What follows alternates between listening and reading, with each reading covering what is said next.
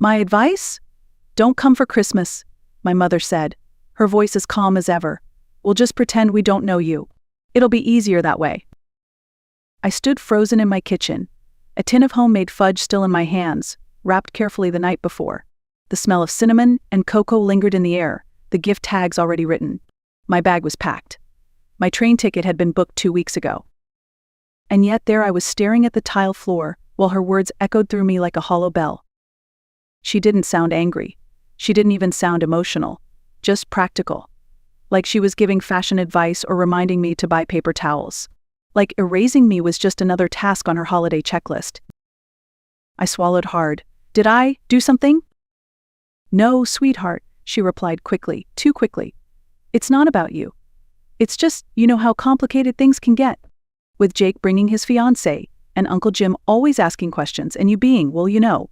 It's just best. I didn't know what that meant. Me being what? A long pause. Then came the classic, it's just complicated.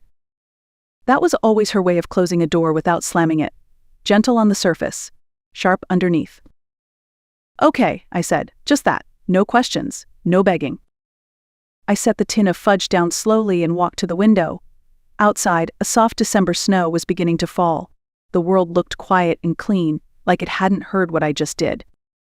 That's when I knew this year would be different. Not because I was excluded, but because I was finally done pretending I ever belonged. My name is Lauren Brooks. I'm 32 years old, an administrative assistant at a nonprofit in Boston. I've spent most of my adult life trying to be what everyone needed: reliable, helpful, quiet, the one who sends birthday cards, the one who shows up early, the one who never complains. But that day, standing in my kitchen with a tin of fudge meant for people who didn't want me around, something in me shifted. It wasn't just sadness. It was clarity. If my presence could be erased that easily, then maybe I had never really been seen in the first place. Growing up, I was always the miracle. That's what my mother used to call me when we visited neighbors or church friends. Our little blessing, she'd say with a smile, wrapping an arm around my shoulders. I was adopted at birth, brought into their home when doctors told them they might never have children. For a little while, I believed the title was real. Then Jake was born. 2 years younger, their biological son. The one who inherited Dad's eyes and Mom's sense of humor. The one whose milestones were documented in photo albums while mine were scribbled in the back of a drawer. After Jake, I wasn't the miracle anymore. I was just Lauren, quiet, dependable Lauren, the helper, the placeholder. I didn't throw tantrums. I didn't make demands. I said thank you for hand-me-down clothes and clapped the loudest when Jake made varsity. I helped with dishes, made honor roll, and got into college on scholarships. I worked 2 part-time jobs through school and never once asked for help. And every holiday I still came home with gifts, baked goods, and the hope that maybe this time I'd feel like I mattered. I even sent money. After my dad passed away, I started wiring a portion of my year-end bonus to help my mom with the mortgage. I never mentioned it, never asked for credit. It was just what you do for family, right? Except somehow I never really felt like family. The only person who ever made me feel like I truly belonged was my grandmother, Evelyn Harper. My mom's mother. A woman who didn't believe in performance or pretense. She was the first to notice that I preferred books to dolls, the one who sent me handwritten letters even when I lived 20 minutes away. She called me her quiet light. When I graduated college, she pulled me aside, pressed her old ruby ring into my palm, and whispered, "Blood doesn't define love." I never forgot that. Evelyn saw me. The way I hung back at gatherings. The way I was always asked to take the photos but never be in them. The way my name sometimes appeared last minute on gift tags if it was there at all. In her house, I wasn't an accessory. I wasn't a problem to explain away. I was just me. But in my mother's home, everything was about appearances. Jake's girlfriend had to look perfect in photos. Uncle Jim's new partner had to be impressed. Everything had to be curated and controlled. And I was the awkward piece that didn't fit the image. Single, childless, adopted, quiet. So when my mom said not to come this year, I didn't fight. Because deep down, I'd always known I was only family when it was convenient. And that kind of love wasn't really love at all. After I hung up that day, I didn't cry. I didn't scream or break anything or call a friend to vent. I just stood there, in the soft glow of my apartment's Christmas lights, listening to the silence settle like dust. It wasn't the silence of loneliness. It was the silence of recognition. I had spent 32 years trying to be small enough to fit, polished enough to be included, quiet enough to avoid being a burden. And now, finally, they had said out loud what they'd been showing me all along. I wasn't really one of them. And they didn't want to pretend otherwise anymore. So I didn't either. I walked over to my laptop and opened my banking app. The monthly transfer I sent to my mother for utilities? Cancelled. The grocery gift card I had scheduled to arrive on Christmas Eve? Voided. The engraved leather planner I'd ordered for Jake, his initials already monogrammed? Returned. Not out of spite. Out of clarity. I was done pouring into a well that had no bottom. Done wiring my love into a space that never held it. I didn't post about it on social media. I didn't send a pointed email. I didn't even tell anyone. I just stopped. Quietly. Deliberately. For the first time in my life, I allowed the silence to grow and I didn't rush to fill it. In the days that followed, I avoided the usual holiday rituals. No tree. No sugar cookies. No reruns of It's a Wonderful Life. Instead, I cleaned out drawers, rearranged my bookshelves, went on long walks through the frozen neighborhood park. I watched the kids down the street build snowmen and noticed something unexpected. I didn't feel left out. I felt free. It wasn't that being uninvited didn't sting. It did. But choosing not to go back, that was power. That was the part they hadn't anticipated. They thought I'd be hurt. They thought I'd beg. But instead, I found something else, something no one had ever offered me during the holidays: peace. I stopped performing. I stopped trying to earn a space at their table. I stopped waiting for a seat to open up. Instead, I sat on my own couch, cup of peppermint tea in hand, legs curled under a blanket I'd crocheted myself, and felt the warmth of something I couldn't name. It was the beginning of the end. Not a family, but of the role they'd assigned me. The convenient daughter, the silent supporter, the one who would never make waves. That version of me. She didn't live here anymore. It was the morning of December 29th when my phone rang again. I was curled up on the couch, watching snow drift past the window. The holidays were officially over, and for the first time in years, I wasn't recovering from some kind of emotional whiplash. I was just still. The caller ID showed an unknown number, but it had a local area code. I hesitated for a moment, then picked up. "Miss Brooks?" a calm, professional male voice asked. "Yes, this is she. My name is Thomas Callahan. I'm an attorney handling the estate of Miss Evelyn Harper, your grandmother." I sat up, instantly alert. "I hope I'm not disturbing you," he said. "I attempted to contact your mother first, but she didn't answer. I'd like to schedule a meeting with you. There's a matter in Mrs. Harper's will that concerns you directly." I blinked, unsure how to respond. I thought her affairs were already settled. The funeral was weeks ago. "There was an addendum," he explained. "A sealed document that Mrs. Harper requested be opened only after the holidays. It names you as the primary beneficiary." I couldn't speak for a moment. "Would you be available this afternoon?" I said yes. A few hours later, I walked into a quiet office with dark wood walls and a grandfather clock ticking softly in the corner. Mr. Callahan greeted me with a warm handshake and motioned for me to sit. He slid a folder across the desk. "These are certified copies of your grandmother's will and the addendum. She made several revisions in the last few months of her life." I opened the folder and scanned the documents, expecting maybe a few heirlooms or a note. But then one line stopped me cold. "All assets, including the residence at 724 Hemlock Lane and all financial holdings, totaling $820,000, are to be inherited solely by Lauren Brooks, my granddaughter, not by blood, but by love and loyalty. I pressed my hand to my mouth. "She left everything to me?" "She did," Mr. Callahan confirmed gently. "There's more." He handed me a second sheet of paper, a handwritten letter in my grandmother's elegant cursive.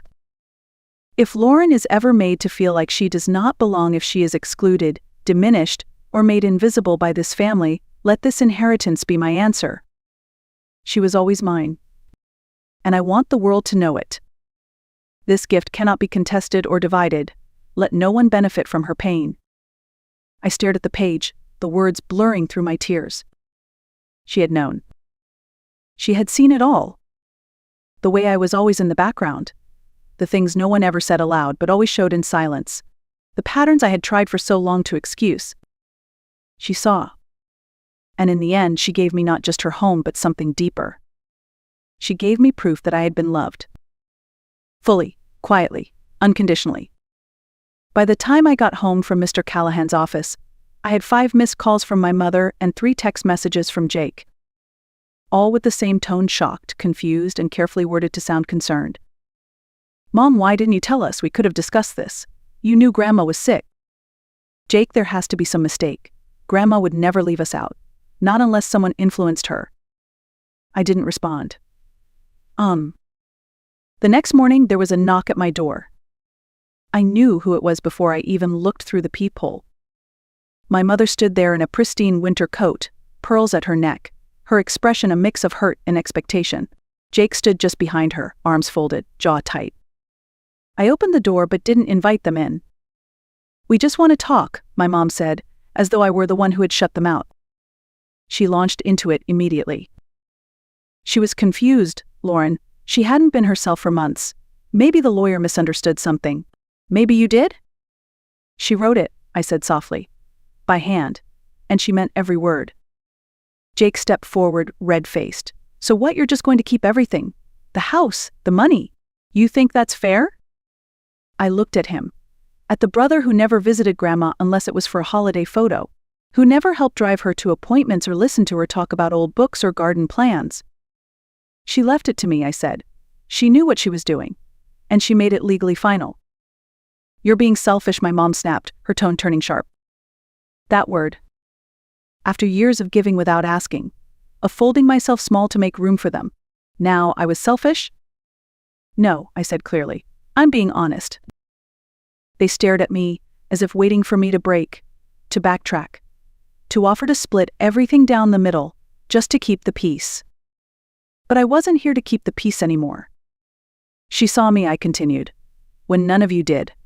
And she gave me what I had never been given: a place, a home, a name spoken with love." My mother's mouth opened, then closed. Jake glanced at the floor.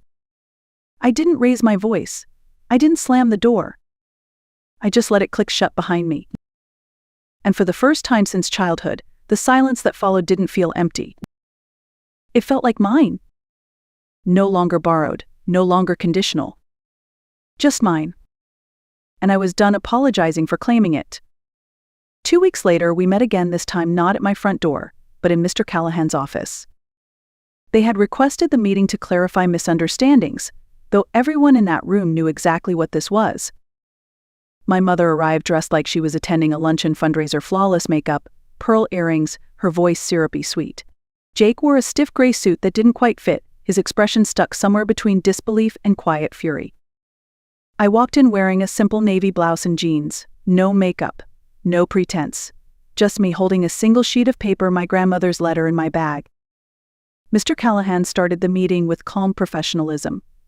He restated the terms of the will and the addendum, emphasizing that the inheritance was final, legally binding, and non-negotiable.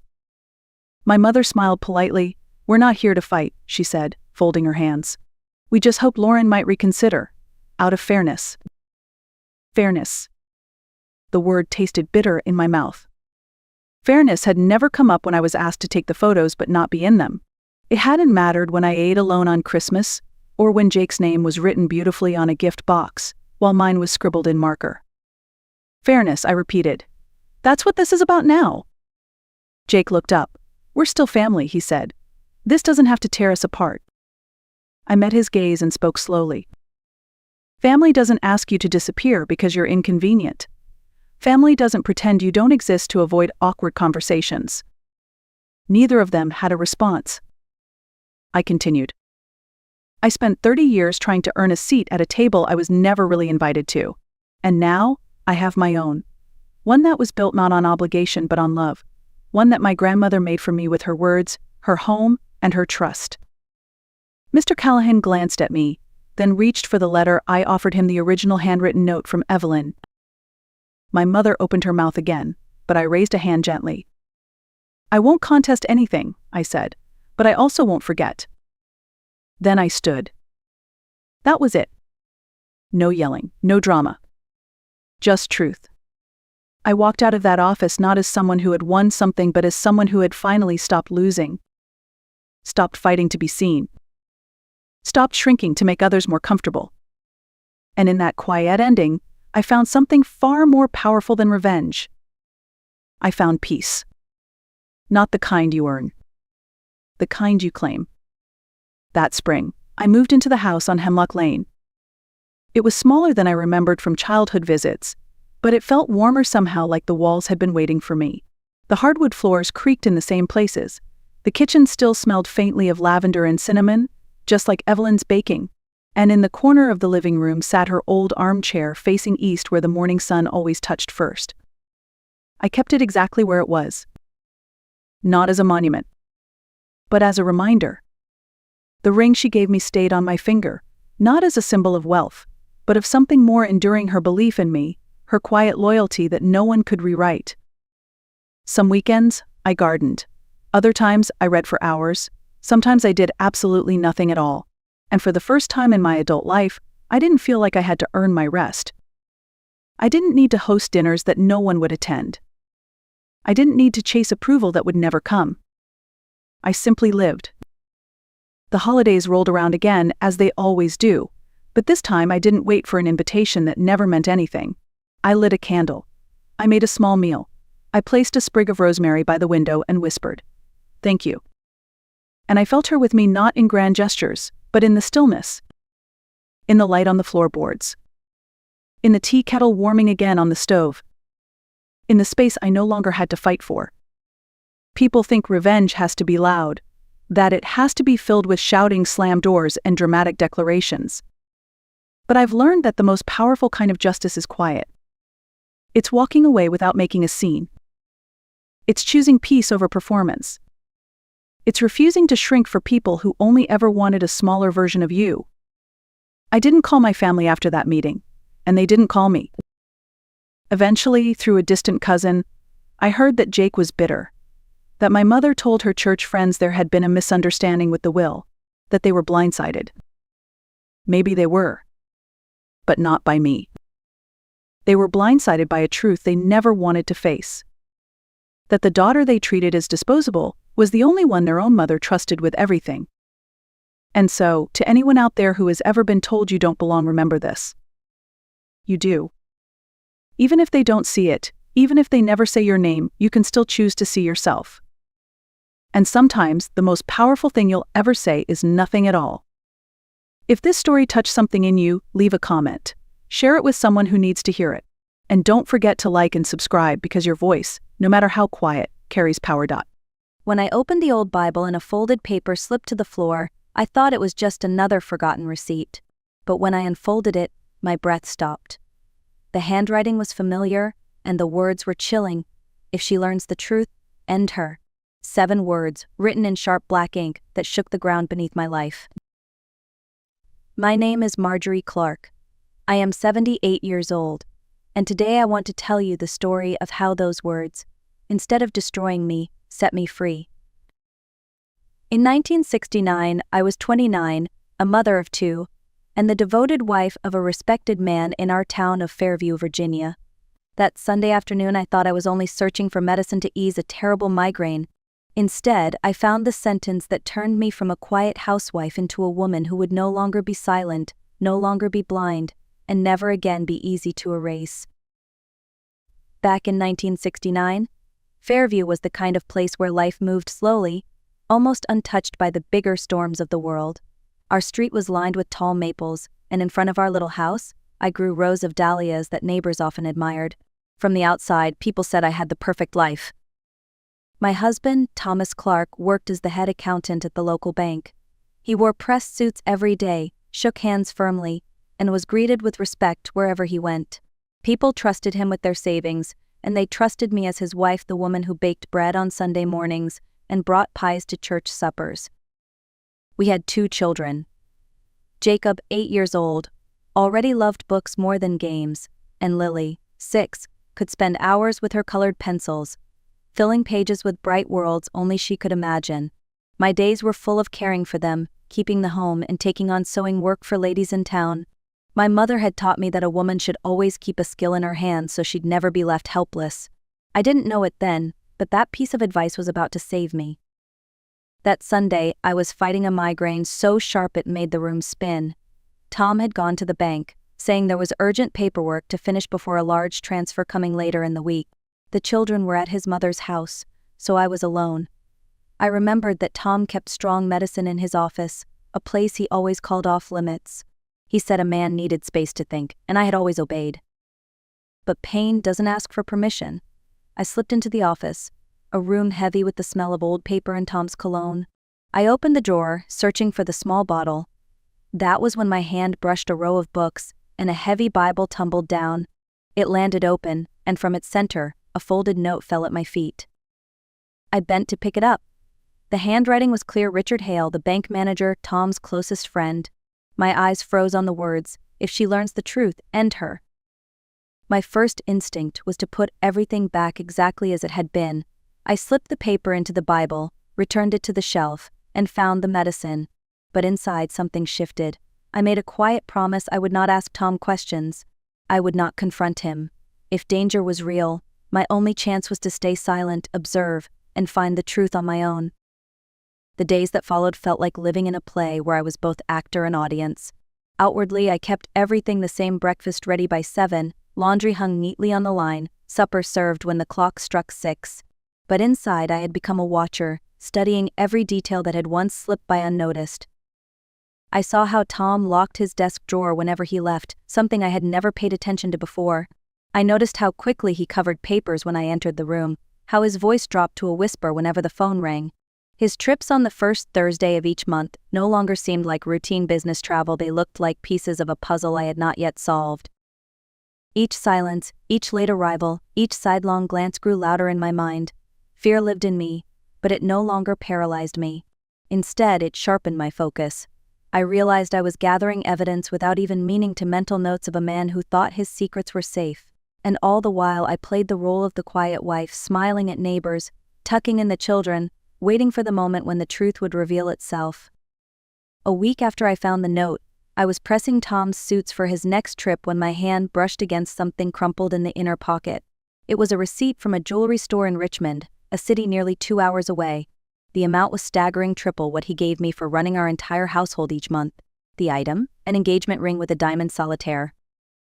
I stared at it, my throat dry. Tom had never given me fine jewelry. My wedding band was plain gold, nothing more. Who was the ring for? Alongside the receipt lay a small card with a Richmond address neatly written. I returned both items carefully, but I memorized the address. The following week, I told Tom I needed special fabric for a client's dress and took the bus to Richmond. On my third trip, I finally found the house, a charming white home with flower boxes and fresh paint, nothing like our modest place. A neighbor watering her garden said cheerfully, "That's where Miss Emily Porter lives, the young teacher. Such a sweet girl. She's expecting a baby, and her fiancé visits every first Thursday." I walked away with shaking hands. The ex-wife she mentioned was me. The discovery in Richmond broke something in me, but it also lit a fire. I now knew Tom had another life waiting, but I didn't yet understand the full scope. That came through a woman named Mrs. Inez Harper, the bank's new secretary. She was a widow, kind and talkative, and she often stopped to chat after Sunday service. One morning she mentioned how busy the bank had been. "Mr. Hale and your husband have been staying late. There's a huge transfer coming for the textile factory expansion. I've never seen so many documents piled up." Her words lodged deep in me. The transfer she described matched the date of Tom's next extended trip. My heart pounded as the pieces fell together. Tom and Richard weren't just planning to leave with another woman and a baby. They were preparing to vanish with $500,000 money that would cripple the factory project and harm dozens of families in our town. Suddenly, the note made perfect sense. If I learned the truth before their plan unfolded, I was expendable. I went home with my basket of groceries, smiling and chatting with neighbors as if nothing were wrong. But inside, I repeated the same vow: I would not be their victim, I would find proof, and I would choose my own ending. The following days turned into a silent race against time. I had 2 weeks until the scheduled transfer, 2 weeks before Tom would disappear with Emily, the baby she carried, and the stolen money. I knew I needed more than suspicion. I needed proof that no one could ignore. I remembered a strange brass key I had once seen in Tom's shaving kit. He brushed off my question, saying it belonged to an old file cabinet at the bank. Now I searched until I found it again, hidden in a hollowed-out book about business ethics. With trembling hands, I tried it on a small locked box buried behind our luggage in the closet. Inside were passports under false names, 2 ship tickets to Buenos Aires, and a stack of letters from Emily. She wrote of their baby's crib already waiting, of the life they would begin soon, and of Richard's constant reminder, if she ever learns the truth, you know what must be done. I put everything back exactly as it was.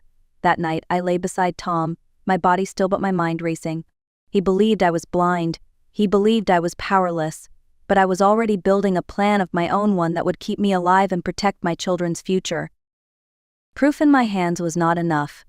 In a town like Fairview, Tom and Richard's reach went everywhere. The sheriff played cards with them, the judge was Jacob's godfather, and even the priest was too close. I needed someone from outside their circle, someone with no reason to protect them. That's when I thought of Agent Daniel Ruiz. He was a federal inspector who came twice a year to review the bank's records. Tom hated him, called him self-righteous and incorruptible. Those words told me he was exactly who I needed. I prepared an envelope with copies of the most damaging documents, photographs I had taken with my small Kodak camera, and a letter explaining the scheme. But how could I deliver it without drawing attention? The inn where Ruiz always stayed was right on the square, too visible. The solution came through Lily. She had befriended Marietta, the innkeeper's daughter. I arranged a playdate, bringing cookies and a small purse I had borrowed to measure the strap. Later, when I returned the purse, the envelope was hidden in the lining. Alongside it, a note. Please give this to Mr. Ruiz when he arrives. Do not mention my name. My hands shook, but my resolve did not. I had passed the point of no return. The morning of the transfer dawned bright, with a sky so blue it seemed almost cruel. I packed Jacob and Lily's school lunches, tied Lily's ribbons, and kissed their cheeks as if it were any other day. But inside, every tick of the clock was thunder. By afternoon, word began to spread. Mrs. Harper, the secretary, stopped at my house under the excuse of a fitting. While I pinned her hem, she whispered, "Federal agents are at the bank. Mr. Ruiz asked for every record from the last 6 months. Your husband looks pale as chalk. Richard hasn't come out of his office." My hands kept sewing, but my heart pounded so loudly I thought she could hear it. I knew the moment had come. At sunset, sirens pierced the quiet town. 3 black cars sped past my window, heading toward the bank. I held the kitchen counter to steady myself. Half an hour later, sharp knocks rattled my door. It was Lucille, Tom's sister, breathless and wide-eyed. "Marjorie, they've been arrested. Tom and Richard caught trying to divert the transfer money. The whole town is in the square." I covered my mouth, feigning shock. Inside, a tide of relief and grief collided. The man I had trusted was gone, exposed before everyone. Yet my children still had their mother and I still had my life. 3 days later, I boarded a 5 a.m. bus to Washington, D.C., summoned to give a statement. I wore a gray dress I had sewn myself, crisp and simple, because I wanted to look steady even if my heart was trembling. At the police headquarters, I sat across from Agent Ruiz, a prosecutor, and a clerk. They poured coffee I could hardly swallow. "Mrs. Clark," Ruiz began, "you are not accused of anything. We need to understand how long this scheme has been running." For hours they asked questions about Tom's late nights, his trips, Richard's role. I answered carefully, sharing what I had observed but never admitting that I was the one who sent the envelope. Some secrets were better left in shadow. When I asked about the consequences, the prosecutor adjusted his glasses. "The house will likely be seized. It was financed through the bank. Your husband faces at least 8 years in prison, Mr. Hale even longer." I pressed my hands together to keep them from shaking. Then came the hardest truth. Ruiz said quietly, "There is also Miss Emily Porter. She is 7 months pregnant. She denies knowing about the theft, says she believed Tom was divorcing you. Unless proof ties her to the fraud, she will not be charged." I lowered my eyes. Betrayal still burned, but for the first time I also felt a strange sympathy. She too had been lied to, just in a different way. After the interrogations, life in Fairview became unbearable. Neighbors whispered when I passed, some with pity, others with suspicion. The house I had scrubbed and polished for a decade no longer belonged to us. A notice arrived, we had 30 days to leave. I gathered Jacob and Lily at the kitchen table. Daddy made choices that were wrong, I said gently. Because of that, we'll be moving to another city. But I promise we will be together, and we will be safe. Lily's eyes brimmed with tears. Jacob, older, nodded slowly, already carrying more than a child should. Friends revealed themselves in unexpected ways. Some avoided me, afraid of scandal. Others stepped forward bringing groceries, offering small sewing jobs, slipping coins into my hand after church. From the scraps of kindness, I began to build courage. I wrote to Louise Bennett, a childhood friend who lived in Washington, D.C. She owned a small sewing studio. Her reply was simple: come. There is a cot in the back room, we'll figure out the rest. On moving day, I dressed the children in their best clothes. We boarded the bus with 2 suitcases and the little savings I had hidden from my sewing work. As Fairview's streets disappeared behind us, I felt both grief and relief. The life I had known was over. A new one, uncertain but mine to shape, was beginning. In Washington, we settled into the tiny back room of Louise's studio. It wasn't much, just one bed for the 3 of us and a small wardrobe, but it was safe. I worked long hours sewing hems and altering dresses, saving every spare dollar. Slowly, life began to take root again. Then, one rainy afternoon, a knock came at the door. Jacob opened it and called, "Mom, there's a lady with a baby." I wiped my hands and stepped into the entryway. Standing there, soaked from the storm, was Emily Porter. In her arms, a baby boy slept peacefully, unaware of the silence that followed. Emily's face was pale, her eyes ringed with exhaustion. She handed me a crumpled letter, Tom's handwriting. In it, he told her he could not support her or the child after prison. Her voice trembled. "I have nowhere else to go. I don't ask for pity, only work. I'll clean, I'll keep records, anything. Just let me earn enough to care for my son." I looked at the baby, his tiny features echoing Jacob's when he was small. He was innocent, caught in a storm he never asked for. I opened the door wider. "Come in, you're soaked, we'll find a way forward." At first, having Emily under the same roof felt like living beside a wound that hadn't healed. She avoided my eyes, always whispering thanks for the smallest kindness. But little by little, necessity shaped us into something more than reluctant companions. Emily had a natural gift for order. Within days she had reorganized Louise's studio, creating neat ledgers for clients, scheduling fittings, and making sure every bill was paid on time. That freed me to focus on design and stitching. Orders grew, word spread. Soon, we weren't just altering old dresses, we were creating new ones. The children adapted quicker than I imagined. Lily delighted in helping Emily with the baby, rocking his cradle or singing to him in her sweet, off-key voice. Jacob, serious as ever, took on small errands and sometimes sat with Emily's son while she worked. Slowly, our home filled with a rhythm that felt less like scandal and more like survival. We saved enough to rent a modest apartment of our own, a narrow place with peeling paint, but it belonged to us. I sewed curtains from leftover fabric and Jacob painted the walls. For the first time since Fairview, I felt like we were building not just shelter but a life, one we had chosen for ourselves. 2 years passed before I saw another ghost from Fairview. It was a winter afternoon, and I was finishing a dress when the studio bell rang. Standing in the doorway was Richard Hale, the man whose handwriting I had recognized on that terrible note. He looked nothing like the polished banker I remembered. His suit hung loose on his thin frame, his hair already gray, his eyes sunken. He refused coffee, folding his hands as if to steady them. "I came to ask forgiveness," he said quietly. "The note was Tom's idea. He feared you would discover everything. He said it was just a precaution, nothing more. I convinced myself it wasn't serious, but I was wrong." I listened without speaking, my heart steady. I had waited too long for apologies to lean on them now. "I can't erase what we almost did," he added, "but I want to live differently now." When he left, I stood at the window, watching him disappear into the crowd. His words didn't undo the past. Yet strangely, I felt lighter, because his remorse was his to carry, not mine. My burden had already been put down. It was 7 years after his arrest when Tom walked back into my life. By then, our small studio had grown into a boutique with loyal clients. One afternoon, the receptionist whispered, "Mrs. Clark, there's a man asking for you. He says he's your husband."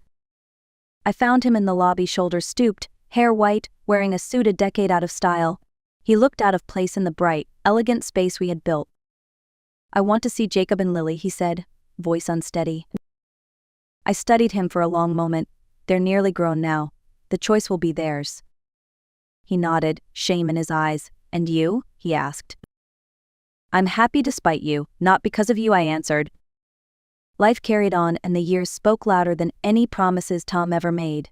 Jacob, now a young man, devoted himself to his studies, dreaming of becoming an engineer. Lily blossomed into an artist, her sketches beginning to influence the gowns we designed.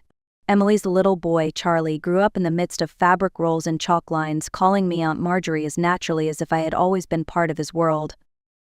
Our boutique, once a cramped corner in Louise's studio, expanded into a true storefront. Clients came not just for alterations but for custom gowns, the kind that carried our name into social columns and wedding announcements. Emily managed the business side with steady hands while I poured myself into creation. Tom remained a distant figure. He lived modestly, working as an accountant in a small office. He sometimes appeared at graduations or birthdays, always polite, always careful not to overstep. The children decided how close they wished to be with him. And me? I no longer defined myself by what he had done. The storm that once threatened to erase me had instead carved out a new landscape. Our life was not perfect, but it was ours, built on truth, hard work, and the choice to keep going. One autumn afternoon, nearly a decade after Fairview, the studio door opened to another unexpected visitor. It was Richard Hale again, but this time not alone. Beside him stood a woman close to his age, her hand gently holding his. "This is Helena," he said, his voice low but steady. "We're engaged. She deserves a wedding dress, and everyone we asked recommended you." For a moment I could only stare. The same man whose note once promised my end now stood asking me to craft the beginning of his new life. Helena smiled shyly. "Richard has told me about his past. I know it's asking a lot, but I would be honored if you considered it." I looked at her kind eyes, then back at him, worn and humbled. The irony was sharp, but so was the truth. People change. Or they don't. All wife always moves forward. "Come," I said, leading her into the fitting room. "Tell me what you imagine for your day." In that moment I realized the circle had closed. The words that once threatened to erase me had become nothing more than faded ink in someone else's story. Sometimes I still think about that slip of paper, those 7 words hidden in the pages of a Bible. They were meant to mark my ending, to silence me before I could interfere. Instead, they became the turning point of my life. That note forced me to see clearly, to step out from behind the role of obedient wife and into the truth of my own strength. It pushed me to protect my children, to build something lasting, to choose honesty over comfort. In the end, the note was not a death sentence. It was a beginning. A small, torn page that reminded me we are never powerless unless we agree to be. Looking back now, I don't share this story to stir bitterness. I share it because I believe lessons can be carried forward, even from pain. If you ever find yourself standing where I once stood, here are a few truths that kept me alive. First, document, don't duel. When something feels wrong, keep records. Quiet notes and steady proof will protect you more than shouting ever will. Second, find someone outside the circle. In my case, it was a federal inspector. For you, it might be a trusted lawyer, a counselor, or simply a friend with clear eyes. Third, protect the children's story. Tell them the truth, but in a way they can hold without breaking. Do not let them grow up carrying secrets that aren't theirs. Fourth, keep a small skill and a small cushion. The money I saved from sewing pennies at a time became our first foundation when everything else was gone. And finally, let help in. Independence is not built alone. It starts with a borrowed room, a friend who believes in you, or even a stranger who offers steady hands. Those small choices are not glamorous, but they are the bricks of survival. If you are holding your own kind of note today, whether it is a betrayal, a loss, or a painful truth, you may feel like it is the end of your story. I want you to know it isn't. Often it is the seam where one fabric ends and another begins, the place where new life is stitched together. My life was not saved by anger or by revenge, but by persistence, planning, and the courage to start over with almost nothing. What I built afterward was not perfect, but it was honest, and honesty has a way of lasting longer than lies. So if my story has kept you company today, let it also remind you that resilience is quieter than we think. It looks like steady hands, long days, and the choice to keep going even when the world crumbles. Thank you for listening. If this story spoke to you, tap like so it can reach someone else who may need it. Subscribe to The Art of Revenge for more true stories of courage and second chances. And tell me in the comments where you are watching from. I love picturing the kitchens, living rooms, and bus stops where these stories travel. My name is Margaret Turner, though most people call me Maggie. I was 65 years old when my husband Richard died in a sudden car accident. After more than 4 decades of marriage, I thought his funeral would be a place of grief, of respect, of shared memories. Instead, it became the stage for the moment that would change everything I believed about my family. The chapel was filled with the scent of lilies and the heavy silence of rain pressing against stained glass windows. I stood near the entrance, wearing Richard's charcoal gray coat, the one he had always said made me look dignified. Guests passed by, offering quiet condolences while I tried to hold myself steady. My only son, David, 33 years old and a software engineer, walked to the podium to deliver his tribute. His voice was calm, measured, the way it always had been when he wanted to sound professional. I waited, clutching my handbag, thinking maybe he would finally acknowledge me, his mother, the woman who had stood behind his father for 40 years. But then his tone shifted. With a pause that seemed to echo across the room, he said, "There is someone I want to thank, someone who was truly family to my father." I felt my breath catch. For one suspended second, I thought he meant me. But no. His eyes turned toward the front row, where a woman in a fitted emerald dress sat with perfect posture and delicate tears glistening in her eyes. Catherine Doyle. The sound of her name spread like a ripple through the room. She stood, dabbing her cheeks, nodding gracefully as if she belonged. My son's words hung in the air like a verdict. She supported my father through the hardest years of his life. In that moment, surrounded by mourners, I was no longer the wife. I was invisible. 2 days after the funeral, I walked into a downtown law office where the will was to be read. The building smelled faintly of old wood and polished brass. I sat at the long mahogany table, my hands folded tightly in my lap. My son David sat across from me, his expression steady, almost detached, as though this were a routine business meeting. The lawyer, a gray-haired man with a slow, deliberate voice, opened a folder. His words carried the weight of final judgment. Pursuant to the will signed by Mr. Richard Turner 3 years ago, the majority of his assets, including the primary residence in Vermont, the vacation home in Cape Cod, and the remaining balance of his accounts, shall be inherited by Ms. Catherine Doyle. For a moment I thought I had misheard. My ears rang as though the walls themselves had collapsed. Catherine Doyle. Again that name. She wasn't his wife. She wasn't the mother of his child. And yet she was the one who now held the keys to everything Richard and I had built over 40 years. I turned my eyes toward David, praying for shock, for anger, for some sign that this was as outrageous to him as it was to me. But his gaze stayed fixed forward, his posture rigid, his fingers clasped neatly on the table. He looked as though he had expected this all along. The lawyer continued, "Mrs. Margaret Turner is to receive a small trust of $5,000, designated as a gesture of acknowledgement." His voice echoed like a cruel joke. A gesture. After decades of sacrifice, my worth was measured in a token sum smaller than what Richard once spent on a business weekend in Boston. When the reading ended, Catherine stood up gracefully, offered her hand to David, and smiled. My son rose without hesitation.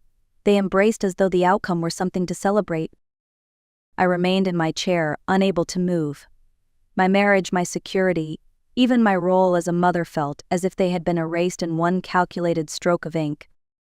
As I left the law office that day, the city outside looked different, as if the streets themselves no longer belonged to me. On the drive home, my mind slipped into memories of the life I thought I had lived. Richard and I had met in our 20s. He was ambitious, confident, always dressed in sharp suits that made people take him seriously. I was a financial consultant at the same firm, and back then I carried myself with equal determination. We worked side by side in conference rooms filled with numbers and strategies, never imagining how uneven the balance of our lives would one day become. When David was born, Richard pressed me to leave my job. "You don't need to work," he had said. "I'll provide for us. Focus on the home." I resisted at first. I loved my career, the sense of independence, the thrill of being part of decisions that shaped the company. But I gave it up, believing I was choosing love and stability over ambition. What followed were decades of quiet sacrifice, I cooked meals late at night after long days of caring for David. I balanced the household budget to the last penny, even when Richard insisted we could spend freely. When David's tuition bills came due, I sold the emerald ring my mother had left me, a ring that carried generations of family history. Richard called it practical. I called it love. Our marriage wasn't filled with grand gestures, but I believed it was solid, like an old brick house weathered by storms. There were cracks, yes, but the structure seemed sound. We had traditions: Sunday dinners, Christmas mornings by the fireplace, quiet evenings where I brought him tea while he read the paper. Those rituals stitched together the fabric of our life. Yet beneath the surface, Richard had been pulling away.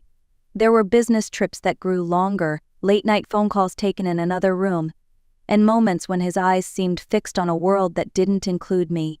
I chalked it up to stress, to the pressures of running a firm. I never let myself imagine another woman filling the spaces I thought belonged to me. Now, looking back, I realized the truth had been unfolding for years, hidden in plain sight, and I had mistaken silence for loyalty, habit for love. In the weeks after the will reading, I drifted through the house like a shadow. Richard's clothes still hung neatly in the closet, his favorite cologne lingered faintly on the sleeves of his jackets, and the chair he always used at the dining table remained untouched. Yet, in those silent rooms, I began to notice traces of someone else.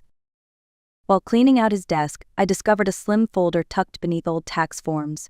Inside were letters from a property management company in Cape Cod. To my disbelief, the letters were addressed not to Richard but to Catherine Doyle. They spoke of repairs, landscaping, and monthly fees, details I had once handled for our own home, but now tied to a house I had never even seen. My heart pounded as I read line after line.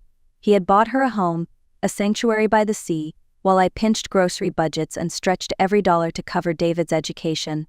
I sat frozen, the papers trembling in my hands, feeling as though my entire marriage had been rewritten without me.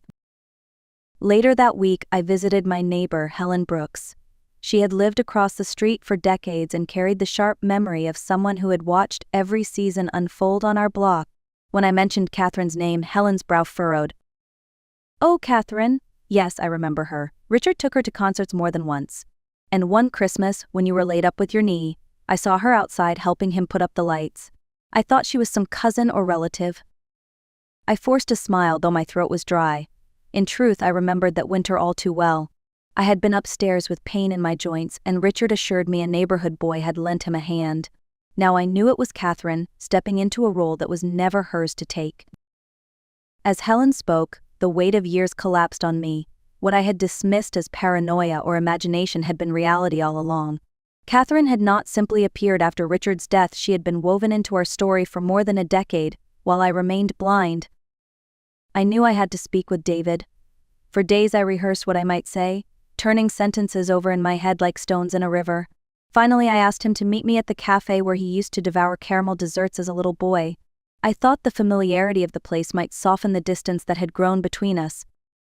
He arrived in a beige trench coat, his shoulders squared, his expression reserved. When he placed his phone face down on the table, I recognized the signal. Any call, any message, could still take priority over me. "Why did you send Catherine a legal notice?" he asked before I even sat down. His voice was clipped, formal. I steadied myself. "Do you believe I shouldn't have? She took everything your father and I built together." David exhaled with irritation, as if my words were an inconvenience. "Dad gave it to her. It was his decision. Suing her just makes things uncomfortable for everyone." Uncomfortable. My voice cracked, a mix of disbelief and sorrow. "David, I gave up my career for this family. I sold my mother's emerald ring so you could finish college. Do you know what that ring meant to me?" He looked away, shaking his head. "You always bring it up like I owe you something." The words struck me harder than any shout could. I searched his face, hoping for a flicker of the boy I once knew, the child who clung to me during asthma attacks, the teenager who cried on my shoulder after his first heartbreak. But he was gone, replaced by a man standing firmly in his father's shadow. After a pause, he spoke again, quieter but no less cruel. "Dad said the happiest years of his life were with Catherine. She respected him. She didn't criticize him the way you did."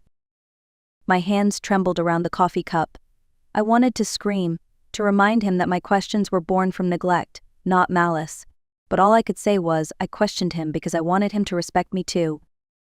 David only shook his head, closing the door between us with silence. That was the moment I realized I had not only lost my husband, but also my son. The night after meeting David, I sat alone at the kitchen table with a mug of cold tea. The silence of the house pressed in on me. For decades I had defined myself as a wife and mother, yet now both roles felt stripped away. I stared at the folder of documents I had found in Richard's desk, the property records tied to Catherine. The papers seemed to whisper that my life had been lived in shadows. I knew I couldn't stay silent anymore. The grief was heavy, but beneath it, something else began to stir resolve. The next morning, I called an old friend from my consulting days, Ruth Coleman. She had been one of the few women in the firm who supported me when I decided to leave. Though semi-retired, Ruth still took on occasional cases, and she was known for her sharp memory and her refusal to look away from uncomfortable truths.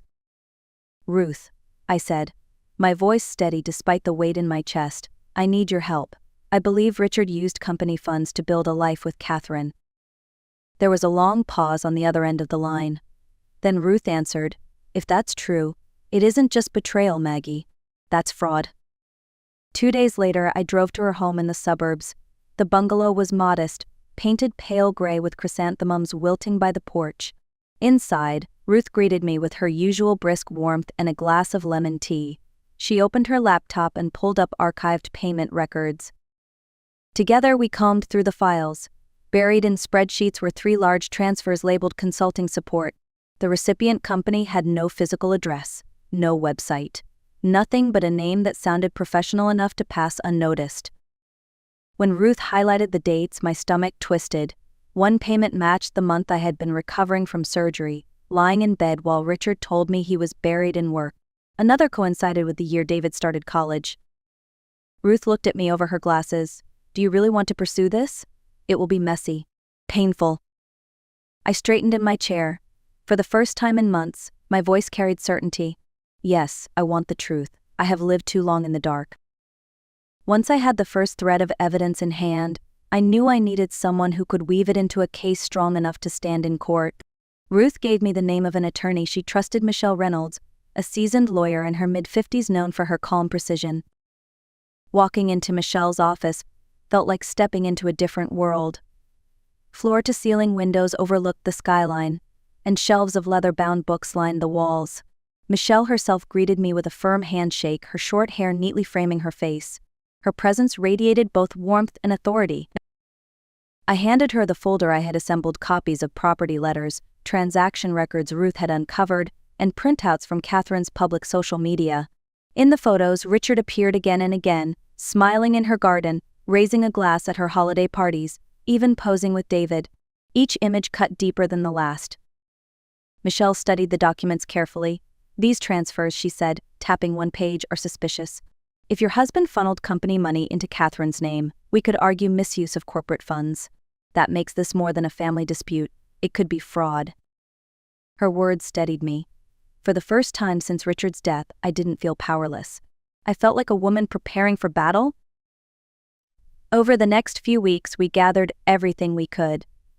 Ruth tracked down additional financial statements that revealed over $300,000 funnel into a shell company tied to Catherine. Michelle requested expert analysis to prove the invoices were fabricated. Meanwhile, I cataloged every photo, every letter, every scrap of evidence that showed Richard had built a secret life with her. Nights once filled with grief now became nights of purpose. I sat at the dining table with files spread out around me, highlighter in hand, determination replacing despair. I was no longer simply the widow left behind. One evening, as I placed the final document into a binder, I whispered to myself, "You thought you erased me, Richard. But I'm still here, and this time I will not be invisible." The day of the trial arrived with a sky the color of slate, heavy clouds pressing low, as though the weather itself anticipated the weight of what was to come. I sat at the plaintiff's table beside Michelle, my binder of evidence neatly stacked in front of me. Across the aisle, Catherine Doyle adjusted her pearl necklace, her lawyer whispering in her ear with a confidence that made my stomach tighten. The proceedings began with Catherine's attorney painting her as a loyal companion who had simply been compensated for consulting services. He held up a stack of invoices, claiming they were proof of legitimate work. From the outside, the papers looked professional: numbers, dates, signatures, but I knew every line was a fabrication. When it was our turn, Michelle stood with steady composure. She presented the financial records Ruth had uncovered, transfers to a company with no office, no staff, no presence beyond a name on paper. She laid out the timeline, showing how each payment coincided with moments in my life when Richard had told me he was too busy, too burdened, to be present. Then Michelle called me to the stand. My heart pounded as I swore to tell the truth. For a moment I feared my voice would falter, but when I began to speak, decades of silence broke open. I told the court about the 40 years of marriage, the sacrifices, the nights I stayed awake to care for Richard, the ring I sold to send David to college, the quiet ways I built the foundation of our home. I described the humiliation of sitting at his funeral, watching my son thank another woman as if I had never existed. As I spoke, I saw the judge's eyes soften. She was a woman in her 60s, her expression steady but not unfeeling. She listened as if she understood what it meant to be erased by someone you trusted most. Michelle presented the photographs, one after another, Richard at Catherine's home, raising a toast, planting flowers, standing close with David by his side. The room grew quiet. Even Catherine's confidence began to crack as the evidence piled higher. After hours of testimony, the judge delivered her ruling. Her voice was firm, leaving no room for doubt. Catherine Doyle was ordered to return every cent Richard had funneled to her, over $1 million, including interest. The gavel fell, and in that instant the weight I had carried for months shifted. Justice at last had spoken. The ruling sent ripples through our town. Catherine was forced to sell the Cape Cod property and liquidate other assets to pay back the judgment. Her once polished reputation crumbled overnight. Invitations stopped arriving, colleagues distanced themselves, and eventually she vanished from the social circles where she had once thrived. For me, the outcome was bittersweet. I had fought for justice and won, but the victory could not erase the hollow silence in my own home. David refused to speak to me. In his eyes, I had tarnished his father's memory and humiliated the woman he had chosen to defend. Weeks turned into months, and months into years. The distance between us stretched like an endless road. Then, one winter morning, my father passed away. At his funeral, I stood near the casket, bracing myself for solitude. But when I looked up, I saw David standing at the back of the chapel. His face carried exhaustion, but also something softer, something almost like regret. After the service, he approached me slowly, his voice quieter than I had ever heard it. "Mom," he said, "I'm sorry." The words hung in the cold air like fragile glass. We sat on a bench outside the chapel. For the first time in years, David asked questions not about the money, not about Catherine, but about me. I told him everything I had carried, the truths I had fought to prove. He listened, and gradually I saw the defenses he had built begin to fall. Our reconciliation was not immediate, but it was real. Step by step, we rebuilt what had been broken. And for the first time since Richard's death, I felt the faint warmth of family returning. Months later, on a quiet spring afternoon, I walked into my garden. The crabapple tree Richard and I had planted decades ago stood in full bloom. Just the year before, I had nearly cut it down, convinced it was dying. Yet here it was, branches heavy with blossoms, defying the harsh winters it had endured. I placed my hand on the rough bark and smiled. That tree was more than wood and leaves, it was a reminder that life can return where we least expect it. Some things that seem broken still have the strength to bloom again. My journey through grief, betrayal, and courtroom battles had left scars, but it also gave me clarity. For years I measured my worth by how well I served others, my husband, my son, my home. I had mistaken sacrifice for love and silence for loyalty.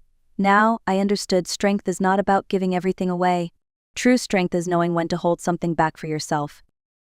David and I still walk carefully around our shared past, but each conversation brings us closer. Forgiveness takes time, but so does growth. Like the tree, we both have roots deep enough to survive the storms. As I stood in the garden, I finally felt free, not invisible, not erased, but alive in my own story. If this story touched you, please like, share, and leave a comment about where you are watching from. Your voice reminds me that even after silence, connection can bloom again.